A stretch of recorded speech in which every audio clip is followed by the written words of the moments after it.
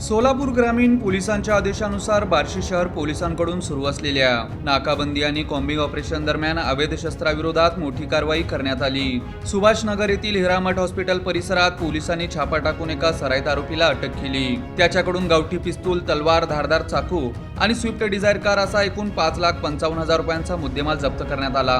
11 August रात्रीपासून 12 ऑगस्टच्या पहाटेपर्यंत बार्शी शहरात नाकाबंदी व कॉम्बिंग ऑपरेशन सुरू होते। यावेळी पोलिसांना मिळालेल्या गोपनीय माहितीनुसार हिरामठ हॉस्पिटल परिसरात एक संशयित इसम पिस्तूल कमरेला लावून कारमध्ये बसल्याची माहिती मिळाली। पोलिसांनी पंचासह तातडीने छापा टाकला। पोलिसांची चाहूल लागताच 2 संशयित अंधाराचा फायदा घेत फरार झाले, तर सचिन कुमार मिरगणे वय 38 राहणार सुभाषनगर बार्शी याला पोलिसांनी ताब्यात घेतले। फरार संशयितांचे नावे राहुल अनभुले आणि दत्ता उंद्रे, दोघेही बार्शी येथील असल्याचे पोलिसांनी सांगितले। अटक करण्यात आलेल्या सचिन मिरगणे याचा तडीपार कालावधी नुकताच संपला होता। पोलिसांनी या कारवाईत गावठी बनावटीचे पिस्तूल मॅगझिनसह लोखंडी तलवार, धारदार चाकू आणि राखाडी रंगाची स्विफ्ट डिझायर कार जप्त केली।